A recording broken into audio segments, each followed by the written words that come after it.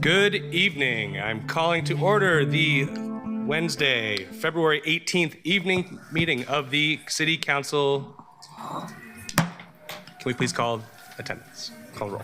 Good evening. Avalos. Present. Smith. Here. Null. Here. Pertogini. Here. Ryan. Here. Koyama Lane. Here. Murillo. Novick. Clark. Here. Oh, sorry. Thank you, Councillor Novick. Clark. Here. Green. Here. Zimmerman. Dunphy. Here. And would our city attorney please read the rules of decorum? Thank you, Council President. Welcome to the Portland City Council. To testify before council in person or virtually, you must sign up in advance on the council agenda at www.portland.gov/council/agenda. Information on engaging with council can be found on the council clerk's webpage. Individuals may testify for 3 minutes unless the presiding officer states otherwise. Your microphone will be muted when your time is over. The presiding officer preserves order. Disruptive conduct, such as shouting, refusing to conclude your testimony when your time is up, or interrupting others' testimony or council deliberations will not be allowed. If you cause a disruption, a warning will be given. Further disruption will result in ejection from the meeting. Anyone who fails to leave once ejected is subject to arrest for trespass. Additionally, council may take a short recess and reconvene virtually. Your testimony should address the matter being considered. When testifying, state your name for the record. Your address is not necessary. If you are a lobbyist, identify the organization you represent. Virtual testifiers should unmute themselves when the council clerk calls your name. Thank you. Thank you. Colleagues, our first item is approval of the agenda. Are there any requests to amend the agenda for tonight? Looking at Zoom, seeing nobody. Oh, Councilor Smith. I would like to move the Smith 1 amendment second under the resolution. Are you asking to move the resolution to the front of the agenda? No, I'm asking to move the ordinance under the resolution and put the Zimmerman ordinance behind it. Yeah. Okay. My intention is to call items 5, 6, and 7 together as one item. And they are posted online as one item at this time. And we will move to the Smith amendment at the top. Oh, I thought they were noted as 3 separate items. They're listed as 3 separate items, but are being called as one item forward, so we can take testimony all at once.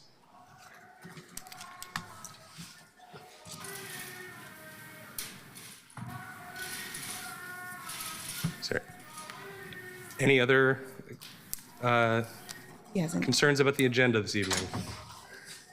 Okay. Then, without objection, the agenda is approved. Keelan, can we please move to public communications? First up, we have Isabella Shepherd. Welcome. Please. The public is still caught outside. Please say your name for the record and your pronouns, and you have 3 minutes. Or 5 minutes. Yeah, this Isabella Shepherd, she, her. Elijah is second on public comment. He was stuck out there. Okay, I guess we're starting. Whenever we come to city council asking you to shut down the Portland ice facility, you respond saying it's out of your hands. You already issued a land use violation and it's with Portland Permitting and Development. We went to Permitting and Development and they said they have no power over the situation either, that they just do inspections and that city council are the ones with the power. Each of you are passing the buck on to anyone else, trying to get the heat off yourselves and make excuses for inaction. You're both right though. They could start the reconsideration for the ICE's conditional permit, but you could shut down the ICE facility yourselves.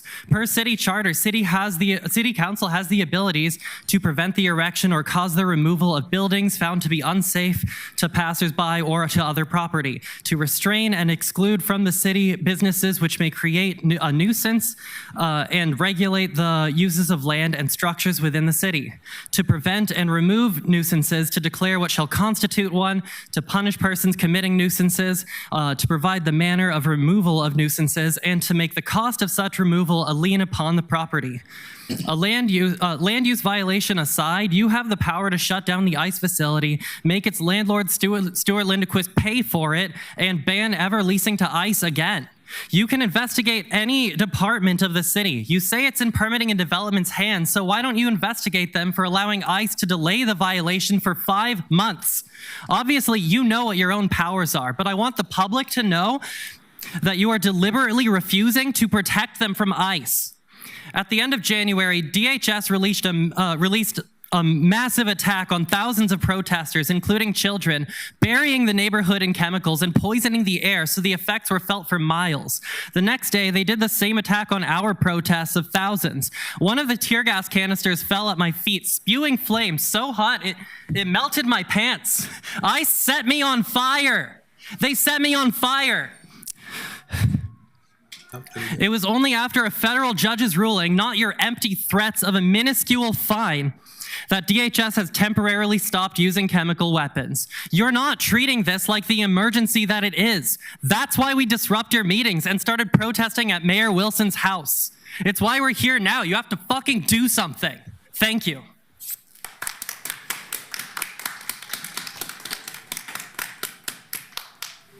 No, I have 30 seconds. Elijah was waiting out there for me because I stopped in the disabled parking spot for 2 minutes because no other spots were open and people were pepper sprayed by Tommy out there, who's still out there. He wasn't pulled over. He wasn't harassed by the cops like I was. Yeah. Okay, he's here. Trespass people from the building just for standing up against ICE. Shame on you. Next up, we have Elijah Thahir. Thahir.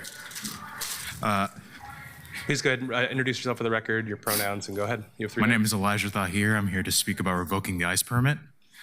To clarify how much that you, the members of City Council, have clearly deprioritized the ongoing threat of ICE, it's important to highlight what actions hold greater precedence according to Portland City Council.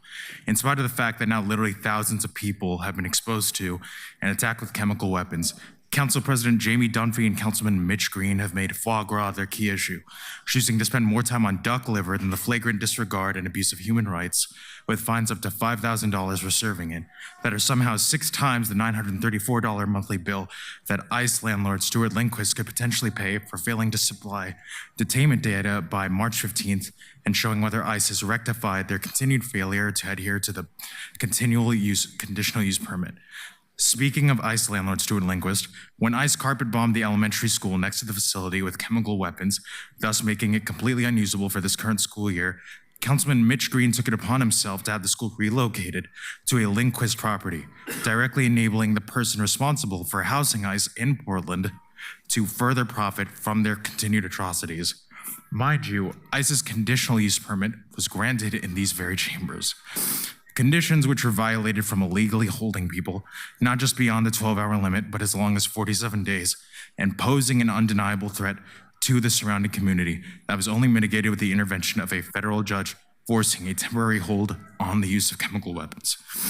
Recently, Councilman Murillo has stated that somehow, regardless of the violation, somehow Portland City Council lacks the power to hold not just the federal government, but the private landlord that they have been enabling liable to the very permit that they issued, under the parameters of Councilwoman Murillo's own ordinance to curb the use of tear gas by designating it a nuisance. The grounds for the outright removal, as defined by this city's charter, clearly state that this council has the ability and the authority to hold ICE and their benefactor, Stuart Lindquist, responsible and to have the nuisance that they clearly present to the public removed. The fact that some of you have the temerity to ride the wave of abolish ICE while you unironically have argued and defended keeping the McAdam ICE facility open for the sake of immigrants might be the worst of your offenses. I met with Councilwoman Tiffany Koyama Lane's head staffer, standing and speaking on her behalf in August, 5 months ago, to discuss revoking the permit. And all I was met with was facile excuses for how it is somehow in the best interest of immigrants to keep the facility open, even though ICE has violated even federal law with regards to how it treats those detained, ranging from illegally moving people across state borders to denying them any and all access to their legal representation. I was told that any action taken against the ICE facility could be seen as trying to pick a fight with the federal government. Well, they're already here. How many more people are we going to tolerate to be gassed on the street, or shot outside hospitals, or kidnapped from kindergartens and high schools while you feign impotence? Revoke the ICE permit. Introduce emergency legislation to shut down the ICE facility now.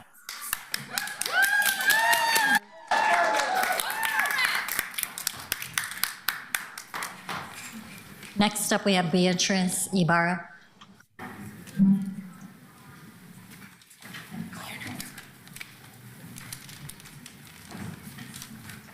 Good evening. Please go ahead and introduce yourself for the record and pronouns, and go ahead. 3 minutes is yours. Hello, my name is Beatriz Ibarra. She, her are my pronouns. My name is Beatriz, and I'm here today representing Portland contra las deportaciones and Revoke the ICE Permit campaign. City Council, many of you claim to stand with immigrants, and yet you do nothing to protect them. You have the ability to shut down the ICE facility, and you do nothing about it.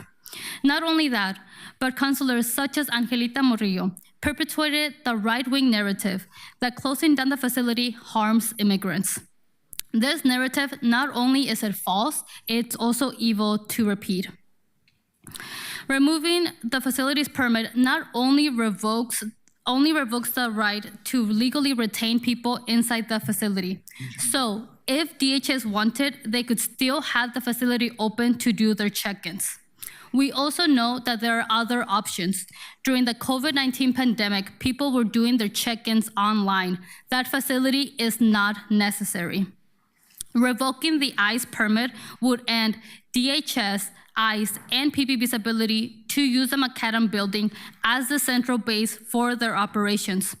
The only people who would get harmed by the facility closing are Trump and the regime of terror. The permit allows ICE to operate a detention center in that facility. That same permit also requires for detainees to be placed in shackles during transportation. Shame. In 2011, when the permit for the ICE facility was under review, there were these racist arguments that having the facility would put the community at risk. The city agreed with these racist individuals, and they rejected the initial application. Due to that, ICE had to create a safety plan that requires detainees to be placed in shackles when they're being transported to and from the facility. To my fellow organizers, if you have been detained near the facility by DHS, all for peaceful protesting, and you get booked and transported, this is why you got placed in shackles. This permit allows for this to happen. And this is what happens to every immigrant that gets processed through that facility. They get placed in shackles as if they were criminals, and they have to wear them the whole time while they get transported to the detention center in Tacoma. So, to be clear, when you all speak out against revoking the permit, or when you advocate for the mayor to enforce the terms of the permit, you speak in favor of immigrants being placed in shackles. This is why we say the permit must be revoked and permanently removed. There is no other just solution. Thank you. Thank you. Next up, we have Kuda Baird online. Hi. Is my audio working? Yeah, go ahead. Hear you. Go ahead and introduce yourself for the record. Thanks. Yeah, I'm Kuda Baird. I am a renter in Portland, and I'd like to thank counselors for holding this session. The ICE issue is a large issue to me, but today I'm coming to talk about the slow the inflow resolution. So I'm a renter in Portland. I'm a research chemist. My partner's going to medical school, and currently, I think for everybody in our area, it's incredibly hard to be able to afford rent. I'm rent burdened, and I'm in, I think, one of the higher paying jobs in the area, and it's just impossible for a lot of people, especially if you're making minimum wage or anything near that. And I've seen that you guys have looked quite a bit into it, and some of the things that you wanted to put money towards from the found money was in rental assistance and that sort of thing. But then there was also a section of it that went towards helping build lower cost housing, which is great depending on how you do it. But a lot of the solutions seem to be to give money to corporations that are going to be really inefficient in how they spend the money. And I understand that just helping out with rental assistance in the long run is not a viable option. You have to work towards, I mean, social housing at some point is kind of the only feasible way to do that. I know that there's a lot of legislation that bars you from being able to do that, but obviously that's kind of the long-term goal in something that could actually help with these issues that a lot of people are having. It's relatively unsustainable right now for everybody paying $2,000 a month. Most people can't afford that. I can't afford that. And I just think that the priority should be towards helping the actual poor and those who are even middle class now who can't afford to rent, and especially not buy a house because they can't save up any money for it. I'm not sure why that much money went missing or was unaccounted for. I would hope that there would be a much deeper dive into it to make sure that there's not more that needs to be found. But I want to thank you all for your time, and I want to thank everybody all the counselors who showed up to the ICE protest the other week. I think it means a lot to the community when you do that and people notice it. But thank you. Thank you very much. Next up, we have Tristan Marquise online. Welcome, Tristan. Go ahead and introduce yourself for the record, please. Hello, my name is Tristan Marquise. I'm a renter here in District 2, and I'm speaking about the slow the inflow resolution today. According to Evicted in Oregon data, in the year 2025, Multnomah County saw 12,094 eviction cases filed, nearly doubling that of what we saw in 2022. Of those more than 12,000 evictions filed in 2025, 93% were due to non-payment, dwarfing for-cause evictions, which made up only 6% of the filings. Also in 2025, according to the Joint Office of Homeless Services, people experiencing homelessness in Multnomah County has increased from 14,361 to 17,490, an increase of over 20% in 1 year. Additionally, data from the eviction lab shows that, quote, simply being threatened with an eviction, even when that case did not result in an eviction judgment, was associated with a 19% increase in mortality. This data clearly shows that homelessness and evictions are increasingly, overwhelmingly, because people cannot afford to stay in their own homes. People cannot afford to stay in their own homes because of continued austerity, greedflation, and the affordability crisis, and the consequences are literally lethal. This is social murder, plain and simple. I do hope we see some accountability for this 20 million turned 106 million that was found in the couch cushions of the Portland Housing Bureau. But more importantly, however, I ask that this council moves as a unified body and directs these funds toward rental assistance and eviction defense. Preventing evictions saves lives, and it is the easiest and most cost-effective way to slow the inflow. And this council should use those funds to aid the people most harmed by these missing funds, which are rent-burdened Portlanders. I appreciate the progressive members of this council for continuing to fight for tenants' rights and protections in Portland, among other issues. And I urge the other members of this council to help save the lives of their constituents and reject the interests of the business and landlord lobbies. Fuck ICE, and thank you for your time.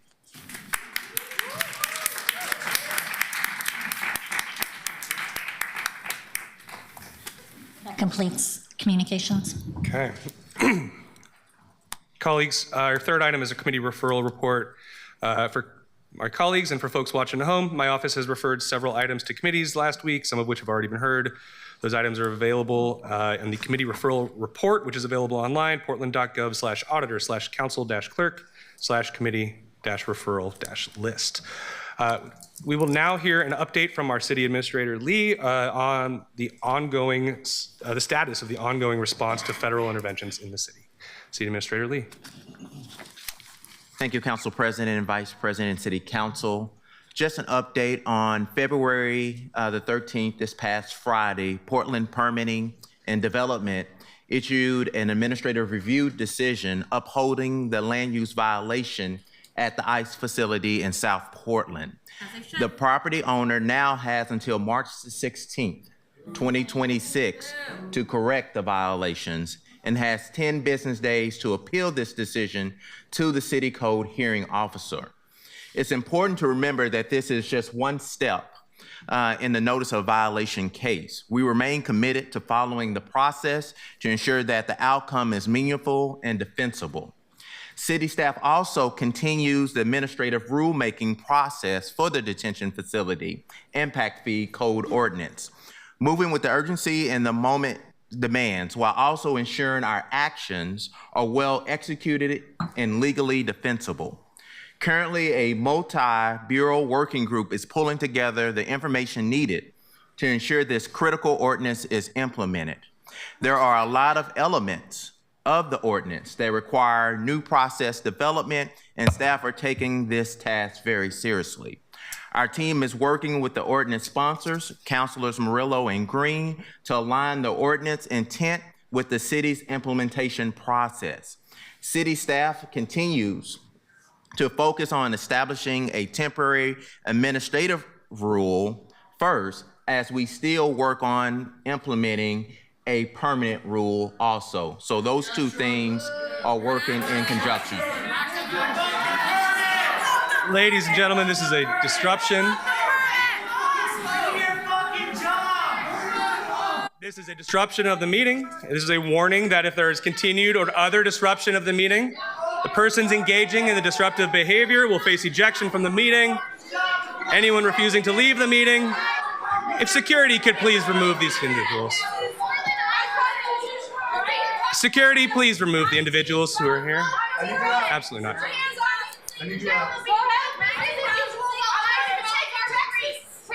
I'm directing security to please remove the individuals from space. We are taking a 10-minute recess. 10-minute recess.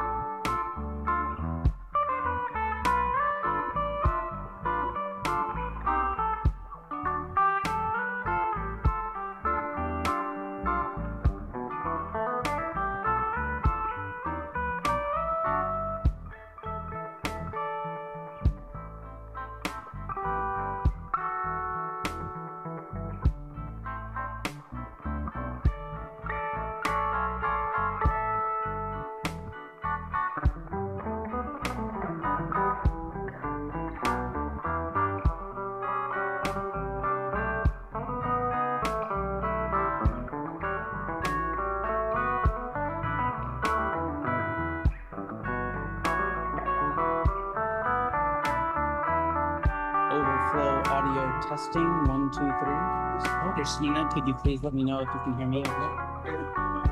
Hey, Adam, you sound great. Okay, perfect. Thank you so much. Sorry, I thought it was.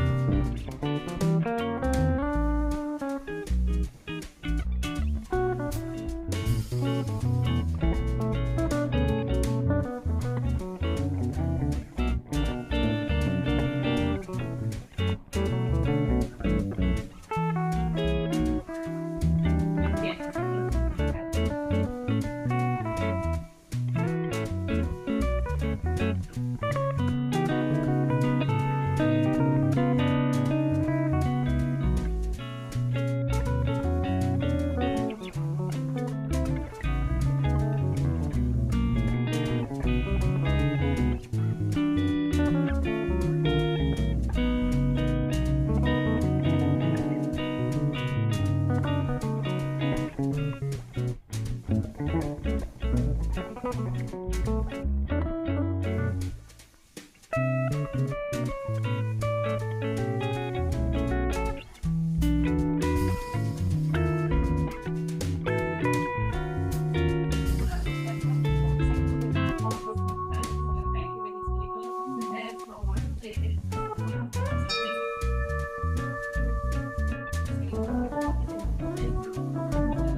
not worried about you. That was like a beautiful mind moment.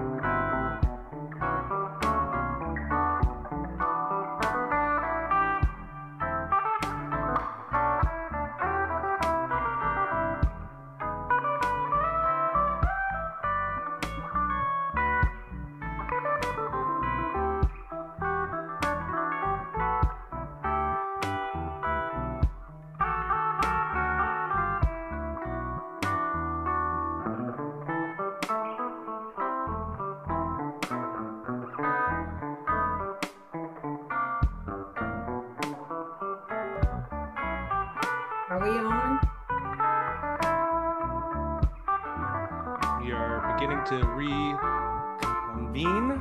Wait until we have a critical mass of colleagues back on.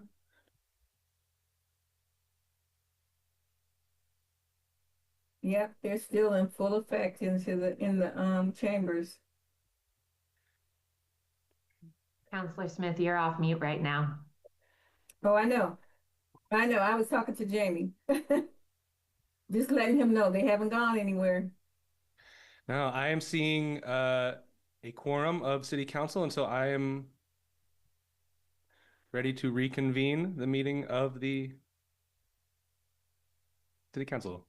Keelan, whenever you're ready. Okay. Colleagues, I am reconvening our evening session of the Portland City Council. Keelan, can we please call item number 4? Item number 4, authorize submission of a minor boundary change request to the state of Oregon to amend the Portland Enterprise Zone boundary. Thank you. And do we have Christopher Hare for a committee staff report on this? We have Ashley. Oh, hey, Ashley. Ashley Hernandez is here from Council Ops with a committee Council Ops presentation on the committee report. Council President, councilors, for the record, my name is Ashley Hernandez. I serve as the staff for the Arts and Economy Committee. The resolution before you. Ashley, you're a little quiet. If you're able to get the microphone a little louder. All right. The resolution before you, document number 2026-016, was heard at the Arts and Economy Committee on January 13, 2026, where it was moved to full council with the recommendation it be adopted. The resolution approves the amendment of boundaries for the area illustrated in the map attached as Exhibit A. This area will be designated by the Director of the Oregon Business Development Department as part of the Portland Enterprise Zone, E-Zone, in accordance with the ORS 285C.115. Additionally, the resolution authorizes Prosper Portland to submit an application to the state of Oregon on behalf of the city to provide boundaries of the easement. The full impact statement of this item includes a financial and budgetary impacts, economic and real estate development impacts, community impact and community involvement. There was no verbal testimony at the committee meeting on January 13th. 4 people submitted written testimony after the committee meeting and prior to the full council agenda posting. General themes included an overview of maintaining facilities ecosystem and job creation, concerns regarding tax breaks and living wages, outlines of economic benefits through partnerships and employment. That concludes the staff summary. Thank you, Ashley. Colleagues, are there any technical or clarifying questions before we move to public testimony on this item? Seeing no one in the queue. Oh, Councilor Canal. Sorry, got a little fast there. Councilor Canal, go ahead. Thank you, Council President. I wanted to ask if we have any information or if it was presented in committee as to whether or not this improvement project would be slated to be completed by Alaska Airlines regardless of the tax abatement. This came up in written testimony and it seemed like a good question to ask. Oh, and I apologize also, I did not give the sponsors of the chairs of the committee an opportunity to also give comment on that. But Counselor, to your question, I don't know if we have anybody available to provide that answer.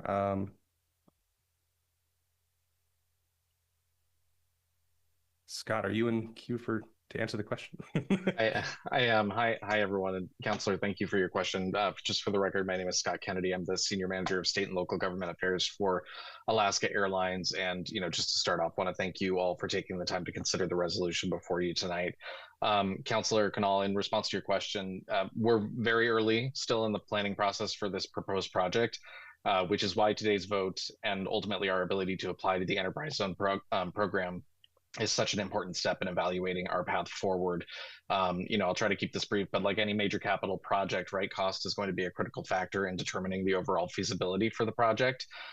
We operate in a very highly competitive industry, and though we look very large in a place like Portland and where I'm at in Seattle, we're quite small compared to our other airline competitors. And so maintaining low costs is really critical to our ability to make significant investments in our people, our business, and our communities. In addition to the many other investments what we're making at PDX today, this proposed hangar project really it's a substantial and unique investment for Alaska. And the Enterprise Zone program offers an attractive and meaningful incentive that will enable us to move forward. And the benefits that'll come from this project, we're really proud of, right? There's, many high quality construction jobs that'll be associated with the construction phase, more than 100 permanent positions, largely union represented, that will be an outcome of this project and ongoing. If we're afforded the opportunity to apply to the Enterprise Zone program, we would be looking forward to working with Prosper to develop a community benefits agreement as well as a part of that process. So appreciate the question. We're really very supportive of this and appreciate the opportunity to have it heard before council this evening. So thank you. Thank you. Councilor Pertolini, I'll come to you in just a second, but I wanted to give Councilor Green an opportunity since he was chair. I believe he was overseeing this. Councilor Green. Honestly, I can't remember who did share that. It could have been Councilor Ryan, and he can jump in if he wants. But I wanted to note a couple things about that discussion for the rest of the body, because we didn't really get a chance to talk about it last week because we voted to delay it a week. But we had a robust, I think, conversation around what the meaning of prevailing wage jobs were in the context of this. To Councilor Canal's question, we didn't actually dig into whether or not the project would happen without the E-zone expansion. I think that's a really important counterfactual to always pose in these things. I think that for me, the thing that I was kind of focused on there was whether or not the project happens on its own without the tax abatement. What the E-zone does is it provides a framework to extend some pretty strong community benefits that are on the operations and on the ongoing side for those jobs in District 2. So that's something we always have to weigh there, but I appreciate the question. I don't know if, and when it's appropriate, I can also add a little more flavor about why we did delay this a week. I think there's important conversation there as well, but it was a 5-0 vote. We had a robust conversation. I think, Council President, you raised a lot of really technical questions around what does it mean to say something's a prevailing wage? What is Prosper standards? What's our standards? I did note that I think my math for the jobs was a weighted average of $92,000, maybe $94,000 per year across all of the jobs in up there at the airport. And so I was doing a little economics work at the dais too. But I'll kind of cede the gavel at this point, the mic at this point. We can come back to the broader conversation. Thank you, Councilor. Councilor Pertolini. Thank you, Council President. I just wanted to note before we go into testimony, my gratitude for you scheduling this again quickly this week. I had asked for a delay last week and everybody was gracious enough to allow that. Some conversations were able to finish up. I think we'll hear good testimony today because of that delay. And just wanted to express my appreciation and note at the top of the conversation that we were able to, I think, get folks all a little bit closer to the same page here and in a good place for us to be able to move forward today because of that. Excellent. Thank you, Councilor Pertolini. Councilor Ryan, I know you were having some audio issues. I didn't know if there was anything else you want. Oh, there we go. Oh, yeah, hi. It's great. I can finally hear this meeting. I'm just grateful we're moving this forward. I assume everyone said that that's what's happening right now. And I appreciate that Councilor Green called me earlier in the week to explain further on what the delay was about. I just have to say that after receiving the latest economic data from on Portland last week, I am excited for this opportunity to help boost investments and jobs in Portland at this time, specifically at Portland International Airport. And it's exciting that we'll be adding 100 quality jobs. And we really need that right now. So this is exactly the type of simple change and update that we can make at the council level to allow, investment in Portland is vital. And I hope we can find more ways to be economically nimble. And let's hope we're not slowing down and adding new steps or barriers because that's the type of behavior that stifles growth and pushes away investment. So I'm just excited that future revenue is coming with this project. Thank you so much with the partnerships with Prosper, with Alaska Airlines, and with the port. Thanks. Thank you, Councilor. Keelan, do we have public testimony for this item?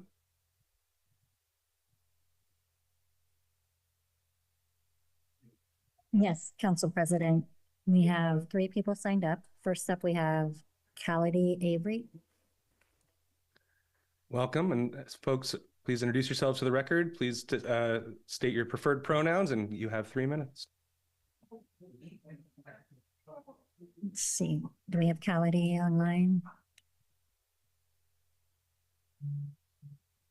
All right, why don't we go to Molly Armentrout?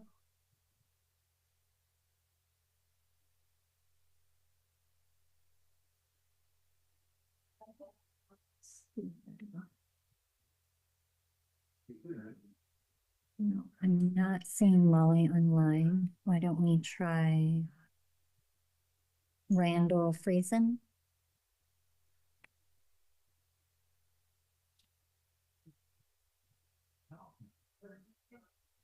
Go ahead, Randall, you're unmuted. Can you hear us?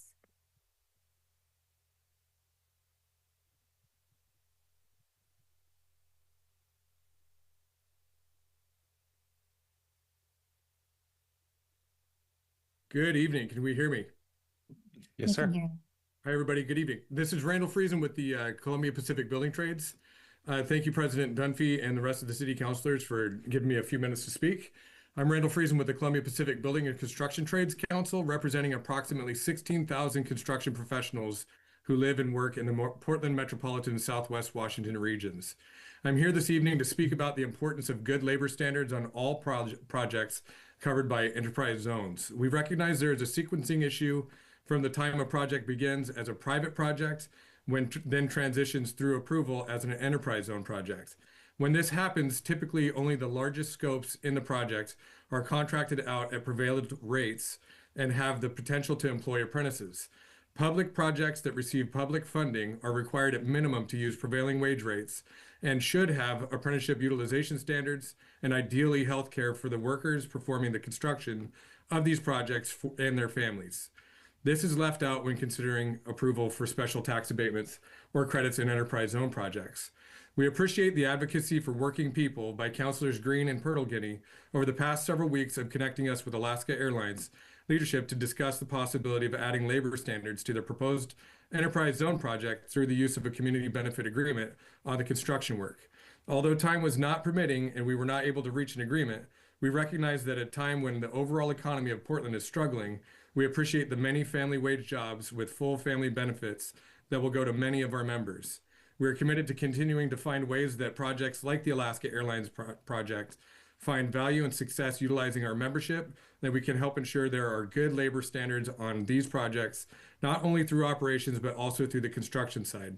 In closing, last week, many members of the community attended the State of the Economy presentation hosted by the Portland Metro Chamber with economist Dr. Mike Wilkerson. Dr. Wilkerson stated that we cannot make housing affordable through dropping interest rates alone, however, through better earning potential and opportunities. To quote the Chamber, when wages and job opportunities do not keep pace with housing costs, it becomes harder for people to move or remain in the region.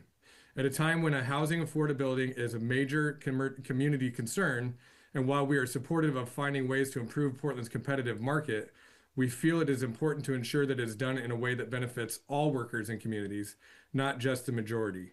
We are confident through partnership, all these values can and will be achieved. We are committed to helping find holistic solutions and ask the city councilors remain committed to working with us to benefit all workers on enterprise zone projects through these challenging times. Thank you very much for your time. Appreciate you all. K-Lady Avery has joined us online.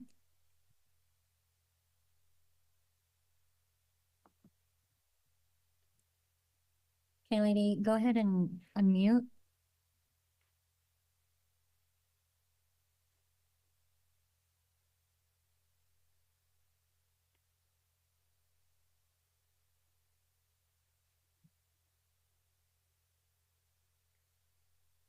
Okay. Looks like they might be having some technical issues. Let's see, Molly Armentrout, last call.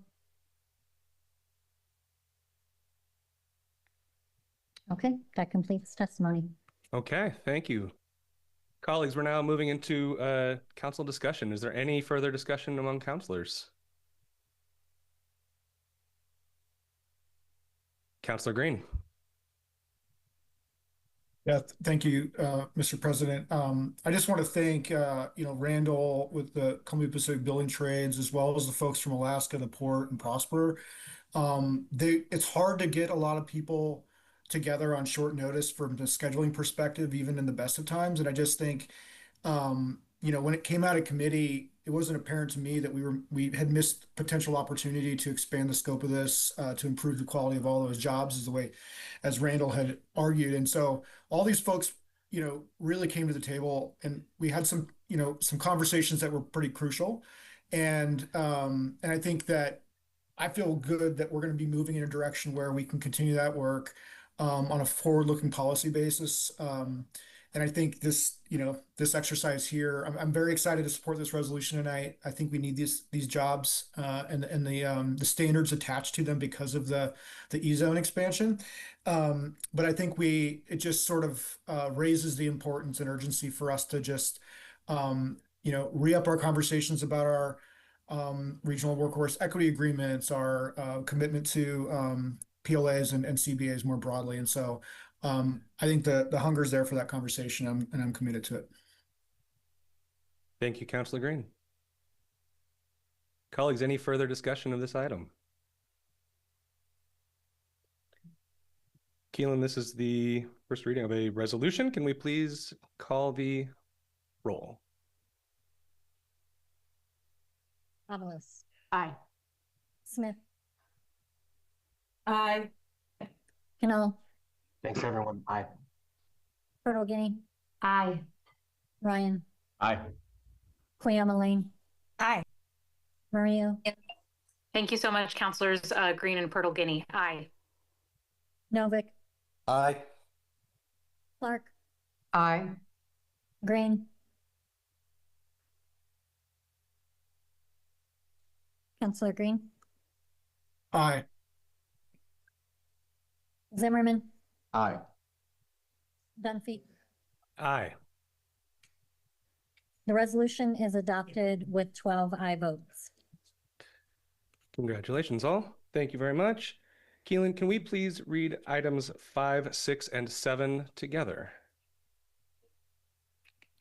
Item 5, establish City Council's priorities for the allocation of approximately $20,700,000 in unspent rental services office funds, and urge the mayor to reflect these priorities in the proposed budget. Item 6, adopt a supplemental budget for the Portland Housing Bureau for FY 2025-26. Item 7, adopt a supplemental budget for the Portland Housing Bureau. Thank you, Keelan. So, colleagues, this is our third council meeting to discuss the millions of dollars of the unspent dollars that have been discovered in the Portland Housing Bureau. Every time we have met so far, the number of dollars being identified has grown. This has been a relatively exhausting exercise. And while finding money is a better problem than the alternative, this is certainly still a problem. And the discovery of these dollars and the public process around disclosing these dollars is actually a sign that the system is working. And that the old ways are being corrected for and that we are moving in the right direction. However, I do not feel like this body is ready to make a decision of this magnitude. And I worry that this third meeting, having a third brand new proposal, is moving us backwards away from good public policy. In fact, I'm not even receiving my own briefing from the Portland Housing Bureau on what these funds are until tomorrow. I'm personally not ready to vote on the use of these funds. I have held time on Thursday, March 5th for a work session to discuss the ways that these funds can be used. We've identified a number of perfectly valid uses for these dollars, from rental assistance, rent buy-downs, legal assistance, gap funding for affordable housing, and returning funds to the general fund to patch the large budget gap that we are facing next year. But I don't believe that the documents before us today are ready to be implemented as drafted, and I worry that taking further action today, we risk making a mistake that will not utilize these dollars well. So as such, I am moving to indefinitely postpone items 5, 6, and 7, and I would ask for a second. Second. This is a debatable motion, colleagues, and requires a majority of members present to postpone the vote on this. Would anyone like to speak to the motion? Councilor Smith. Thank you. I do believe that we have enough information. We were briefed last week by our CFO and our CBO director, and we were given a memo, and it told us exactly the uses of the dollars. And so I don't know what more they can actually brief me on. We're standing at a critical juncture. We have in front of us $40 million to be earmarked for rent assistance and affordable housing. When we first talked about this, and you guys were so excited about this resolution back in December, and excited about the fact that we would be able to help people right now in 25, 26. And I feel like this is being kicked down the road so that we can actually put this in the towel. We need to get some money on the streets right now. And just delaying this, I mean, justice delayed is justice denied. And that's exactly what we're doing. We're denying justice and democracy. And I don't know where we kind of like split, and the excitement with the Welcome Home community and their group, and everybody was excited about getting money on the street. But it sounds like you don't want to get money on the streets. It sounds like you want to just pontificate about what this is. We are policymakers. We need to be able to grasp information, take it in, and act on it. You're not going to be briefed 100 million times on the same thing. And so, out of respect, Council President, I don't know what more you need to be briefed on. I believe that we know that if we hesitate, every day that we hesitate is every day that people who are still on the street, they're homeless, they don't have affordable housing, and we're still saying the same thing. So I'm ready to go. I'm excited about it. I know that we can do good with this $40 million. I'm not saying that there's not any more money, but I'll tell you, it is not going to pay for me to find out that we got another $50 million that we can add to this, because it's wrong. And I don't think that they're doing their job when they keep finding money. So that we disagree on that, Council President. I think we need to do our jobs. We need to take a vote. We need to get this $40 billion or the $20 million out of the way now, and then discuss the additional dollars. Because if we do, like you said, if we do have additional dollars, there's a problem. There's a huge problem at the city of Portland. And saying that this is a relic of the past is not going to be, it's not going to be sufficient for me. So I would ask and encourage and urge my colleagues, peacocks, and the other folks who are non-peacocks to let's go with this, because now is the time to help people on the street. Do you really want to help the people on the street like you say you do? Or do you just want to go meeting after meeting after meeting saying we need more discussion? This is ridiculous. We are professionals. We know how to take in information. You know what you want to do. Thank you. Thank you, Councilor Smith. Councilor Purtle-Guinea. Thank you, Council President. You know, I do agree with you that there are some questions to be answered about the money that has been identified. And I agree that this is a clearing up of budgeting processes that were not working for our city, and that this is part of the work that we need to do across bureaus. But I am struggling with postponing this item. I'm struggling with postponing this item because I was hoping today to have the opportunity to ask those questions at an evening meeting with Portlanders watching about the funds available so that we can move forward with the work. I am struggling because many of my colleagues railed that we did not move this in December. I was told there is a crisis. There is a crisis now. We have to do this immediately. And now we are looking at moving into March without even a date scheduled to move this forward, just a date for discussion. But most of all, I'm struggling because we have over a dozen, maybe close to 24 people signed up to testify tonight. And I am not comfortable moving these items off the agenda when we have people who came to City Hall, were then told they needed to go in a testimony room because we had to move to virtual, and now might be told that we're not hearing the items at all and they won't have a chance to testify. So if colleagues, some of you feel like we don't have enough information to move forward today, I disagree. I think we need to move forward today so we can have the conversations about that information. But I hope that we at least move forward to provide the opportunity for those Portlanders who came to City Hall today to be able to testify and share with us their thoughts about the various options that we have before us. Thank you, Council President. Thank you, Councilor Pertolini. Councilor Green. Wait, Councilor Canal. Thanks. Got a little early on lowering the hand there. I have two questions. One is, if Council President, should this motion pass, what would be the next steps? Can you speak to that a little bit more, just for clarity? Yeah, absolutely. I have held time on our calendar on Thursday, March 5th, to have a work session with the administration to react to the discussion that we have had broadly, to help us better identify what those dollars might be best used for, and to help also identify some of the questions that I have about general fund offsets specifically. I'm not still clear about what dollars could be returned to the general fund of the larger pot. I'm not clear about specifically about where some of these project-specific dollars can or cannot be used. I'm also not clear that the amendments on the table right now actually pass code as written, because we've heard some conflicting information. And so my plan would be to have the March 5th work session with the administration and all of council, and then get this onto the next available council after that with an ordinance that tracks the conversation that we have there. Thank you for clarifying that. I think you actually answered a good part of my second question as well, which was whether or not the amendments have been checked to comply with code. I am interested in this conversation. I have an interest in getting briefed as well. My briefing is also scheduled for tomorrow. I'm also interested in hearing testimony, but I'm looking forward to continuing this conversation. Thank you, Councilor Canal. Councilor Green. Yeah, thank you.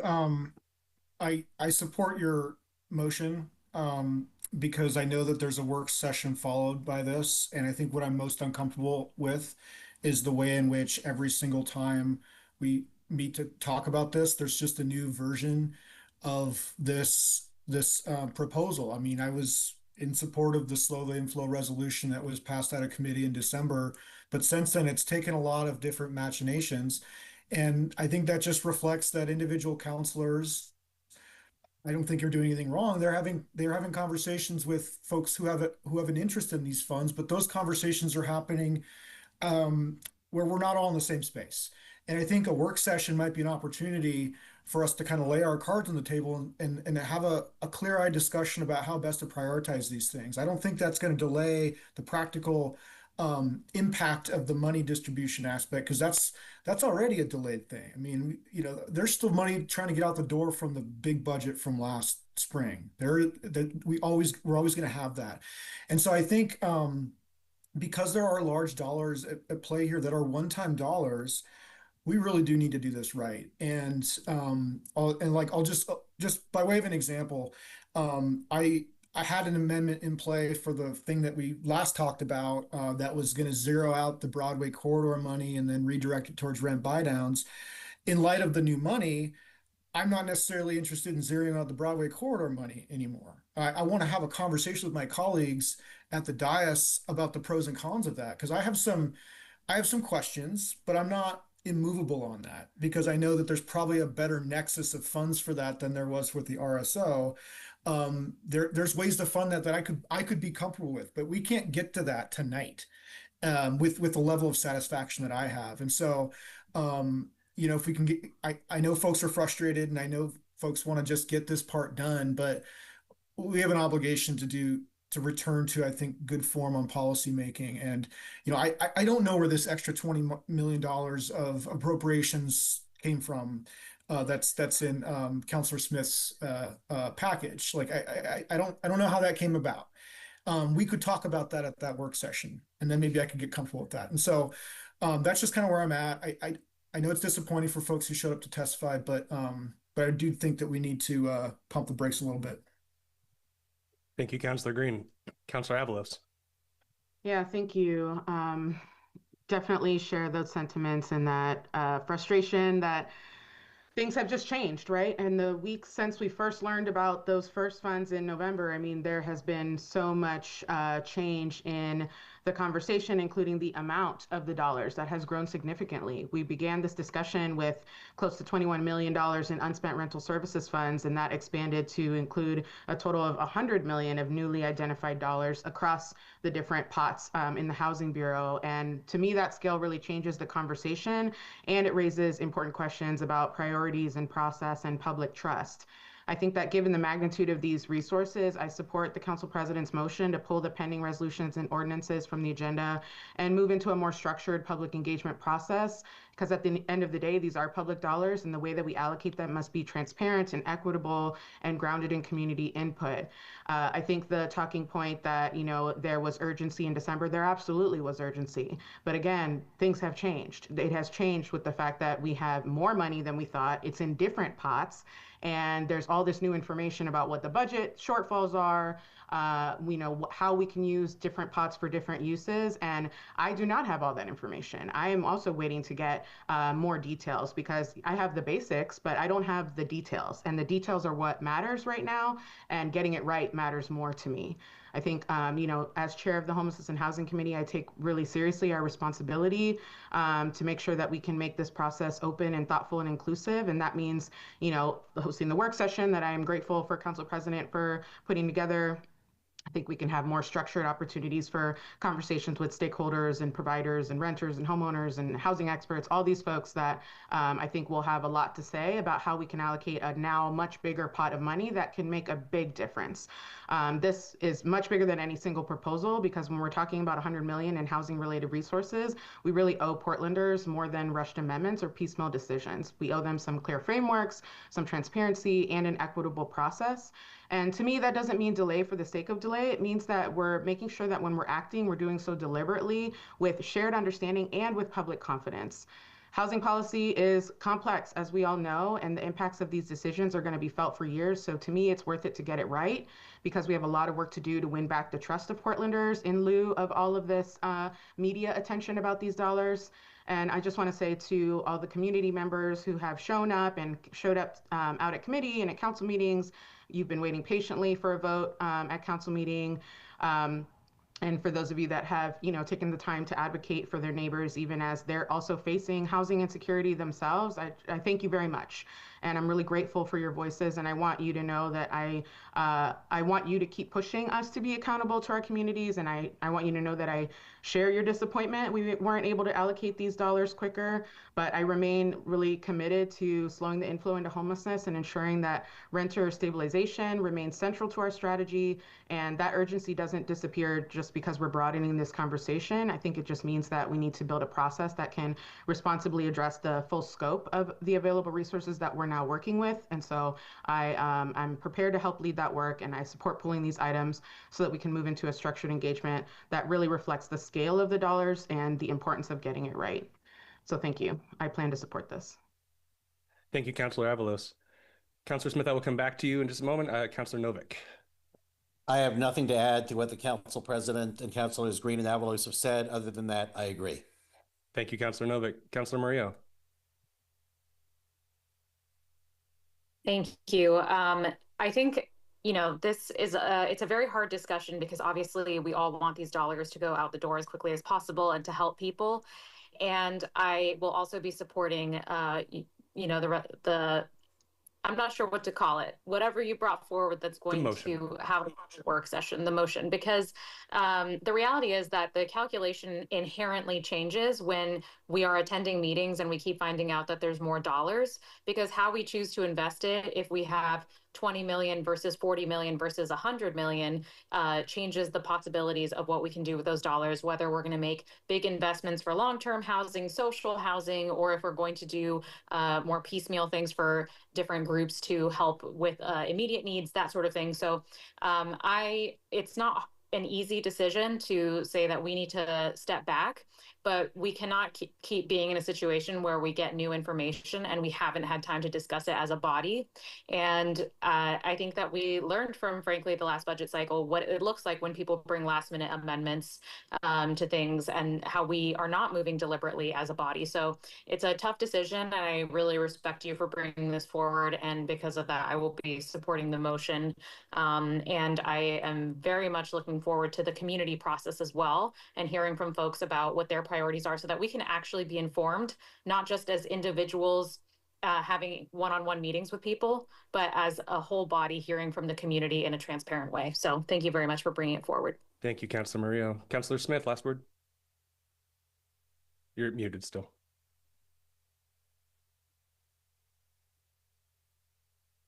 Sorry, Councilor, you're still on mute.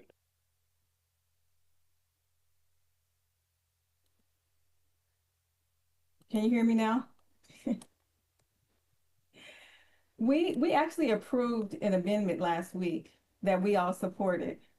And there were amendments on it. Everybody understood it. And now people are getting amnesia. City Administrator Lee put out a memo on February 6th. He lays it out. I'm not sure what all you need. We have 20 people who are in the queue to speak tonight. They've been following this for 3 weeks. We had just been, kicking the can down the road.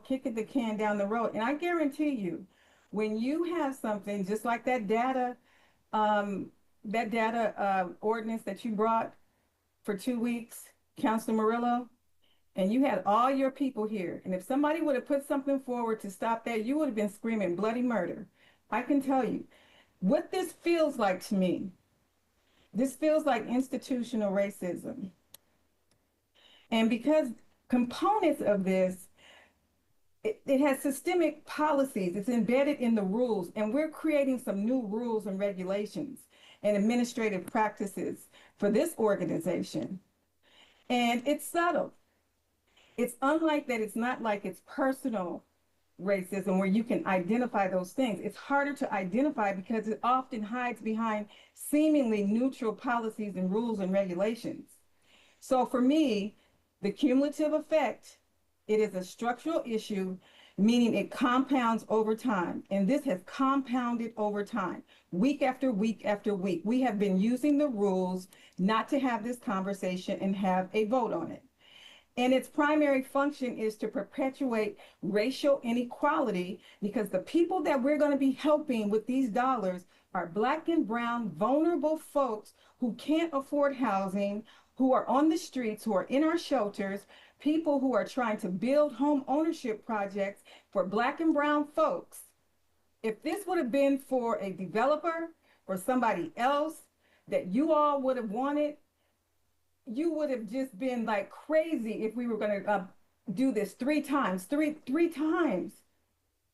I mean, you have to think about how you're treating the people who have signed up, and they have done this 3 times, and now you want them to go back and listen to a work session. We don't need a work session. We need another council meeting. I don't need them to tell me what I already know that's in a memo. You guys read your memos. You're professionals. And it's so frustrating for me. I got onto this sponsorship last, and we did this as a District 1 project. And now it feels like to me, my District 1, yeah, roll your eyes. The District 1 people are abandoning the people that they actually say they want to help. And so I'm not convinced that you want to help these people. I'm not convinced that you want to make sure that people don't get evicted from their homes. While we're sitting here week after week after week, there are going to be so many people evicted as a result of this and our inaction. And so I'm really upset about this. I'm really upset about it because we think that we're taking this for granted and we need more information. Well, you know what? Get over it. Look how much information we had for 25-26. And we had to learn a lot. You guys are not going to be able to keep saying, let's have a work session, if you don't understand something. And our leadership needs to understand that when people sign up, they're serious about this. And for you to put this forward, Mr. President, and say to those people that their voices don't matter, and they just need to wait because a couple of us don't understand. I understand exactly what it is. That's why I put an amendment forward. So it's not lost on me what's going to happen to those people. Some of those people are going to drop off because they've been here for 3 meetings. And then you're going to ask them to come back to a work session and then to another council meeting. No, we just need a council meeting to vote on this. If we voted last week on an amendment, I don't see why this week we can't vote on the 20 million or the 40 million. You know where the 40 million came from. Everybody knows where the 40 million came from. It was from the 106 million, the 20, the 8.6, the 11.1, and then the 62 million that these bureaus they found, and then another bureau found another $9 million. So for me, it's hogwash that you need some more time. I'm sorry. This is not acceptable. And the people that are on the line right now, they deserve a right to speak. And you're sitting up there acting like you need some more information. You don't need this job. You need something else. Because this job is about helping people.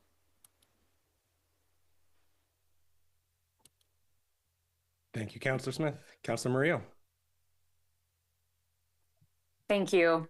I think, Councilor Smith, I really appreciate your passion for getting these dollars out the door. And I think that you're speaking from a place of wanting to help folks across the city and especially in your district. And so I appreciate where that comes from. I will say the original proposal that was brought from you and the other District 1 councilors, I watched change multiple times in real time because you changed your mind on how you wanted to allocate those dollars.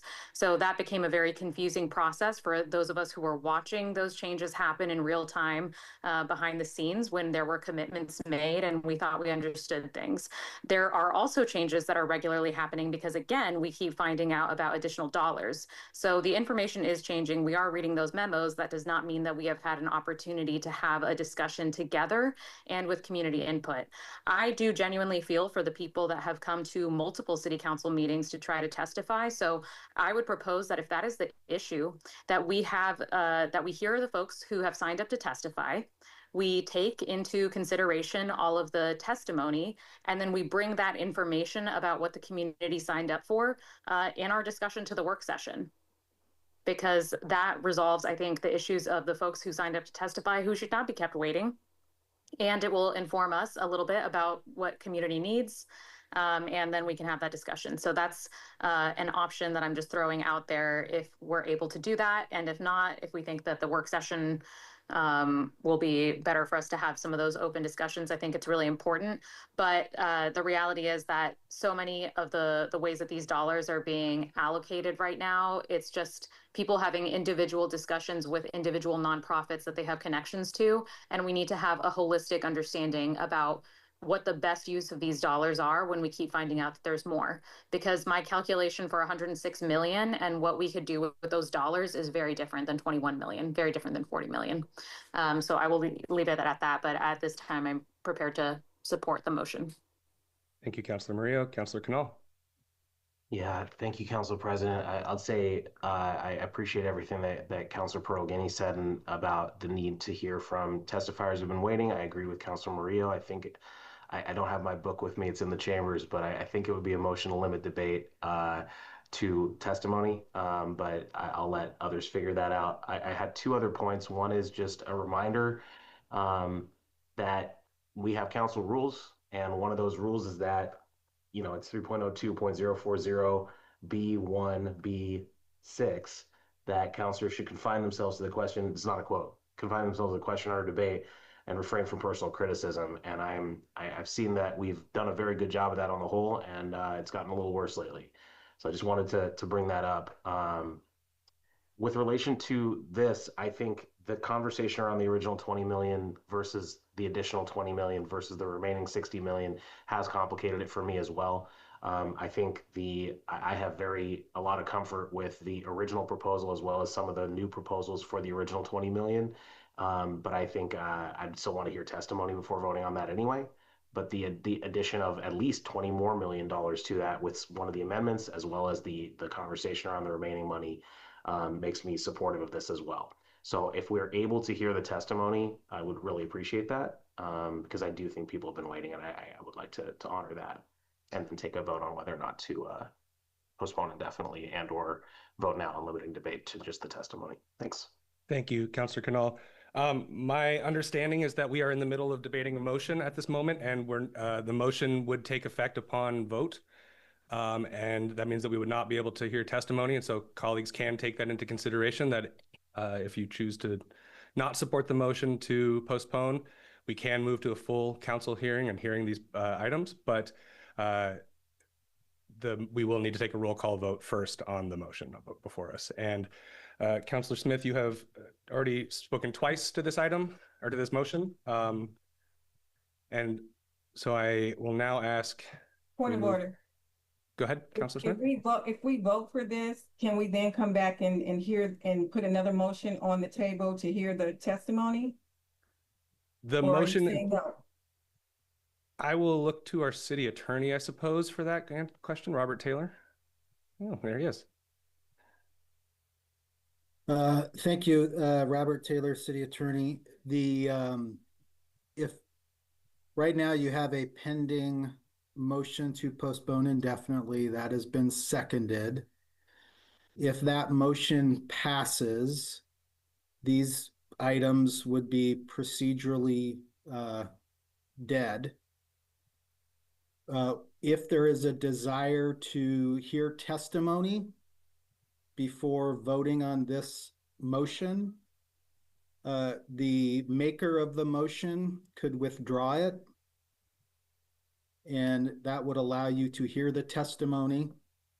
Once the testimony is closed, the motion could be made again and voted on. Robert Taylor, can we separate the questions on each of the, because they were put together. Can we have a separate motion for each item, 5, 6, and 7? The motion to postpone indefinitely has been made with respect to the 3 items. Any member, as a matter of right, can ask to divide that question into 3 separate votes on each item, whether to postpone. Okay, that's what I would like to do. Okay. And I'd like the maker of the motion to remove it so that we can listen to testimony. I am not going to withdraw my motion at this time. I intend to move it towards a roll call vote, and I hear that you would like to have 3 separate roll call votes on that item. And I see Councillor Clark in the queue as well to talk to the motion. Mr. President, I was just going to call a question. Okay, well, I would like to call a roll call vote on all 3 items separately, starting with item 5, please. Keelan. Wait. Oh, Robert Taylor. Councillor Smith asked to divide the question. Yeah. So I'd call the roll on motion to postpone item 5. Got it. Thank you. Then we'll move to item 6, and we'll have a roll call to item 7 as well. Point of information, can you just name what the vote is? Like vote yes means and vote no means? Item 5 is the resolution. No. A yes means postpone and a no means don't. A yes means we will postpone this item. A no vote means we will not postpone the item. And we will start with the question of, shall we postpone item 5, the resolution? Avalos. Aye. Smith. No. Canal. I'm going to come back around to this after we do this and hear testimony. No. Guinea. A no vote means do not postpone, correct? Yes. No. Ryan. Aye. Cleama Lane. Is that aye? I'm sorry, Counselor. Yep. Okay. Aye. Thank you. Maria. Aye. Novik. Aye. Clark. Aye. Green. Aye. Zimmerman. No. Dunphy. Aye. The motion to postpone this item 5, passes with 8 yes votes and 4 no. Please call the roll on postponing item 6, which is the ordinance introduced by Councilor Zimmerman. Avalos. Aye. Smith. No. Canal. Aye. Colonel Guinea. No. Ryan. Councilor Ryan. Yeah, sorry. Aye. Koyama Aye. Murillo. Aye. Novick. Aye. Clark. No. Green. Aye. Zimmerman. No. Dunphy. And can you please call the roll on item 7, the Smith ordinance? Oh, sorry, Councilor Dunphy. Sorry. Oh, was that it? That was an aye for you? That was an aye President? from me, yes. Okay, thank you. So yeah, the motion to postpone item 6 passes with 8 yes votes and 4 no.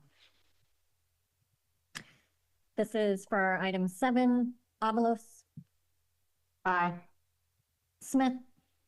I really urge my colleagues who voted yes to vote no so that we can hear testimony tonight and we don't have to have those folks come back. No. Canal. Aye. Colonel Guinea. No. Ryan. No. Koyama Lane. Aye. Murillo. Illumination and movement. Aye. Novick. Aye. Clark. Aye. Green. Aye. Zimmerman. No. Dunphy. Aye. The motion to postpone item 7 passes with 8 yes votes and 4 no. Thank you, colleagues. Colleagues, seeing nothing else on our agenda, I would entertain a motion to recess until tomorrow at 2 p.m. So moved. Oh, second. We're not, oh, I thought we were gonna let the people go. And is there a second on that motion? Yeah, I seconded it. Oh, there you go. Sorry, Councilor Avalos. Thank you. This motion is not debatable, but does require a vote. Keelan, can you please take the roll on the motion to recess until tomorrow at 2 p.m.? Avalos. Aye. Smith.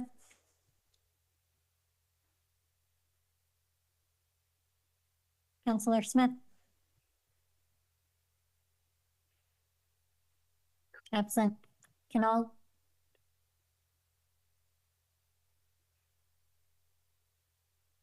Aye.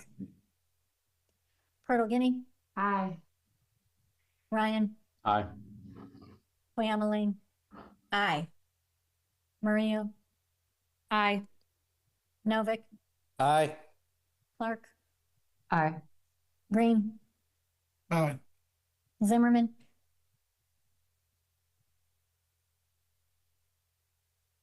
Councilor Zimmerman. Absent. Dunphy. Aye. The motion to recess passes with 10 yes votes and 2 absent. Thank you, colleagues. We are in recess until 2 o'clock tomorrow, Thursday, February 19th. That is it for the night. Good night, everybody.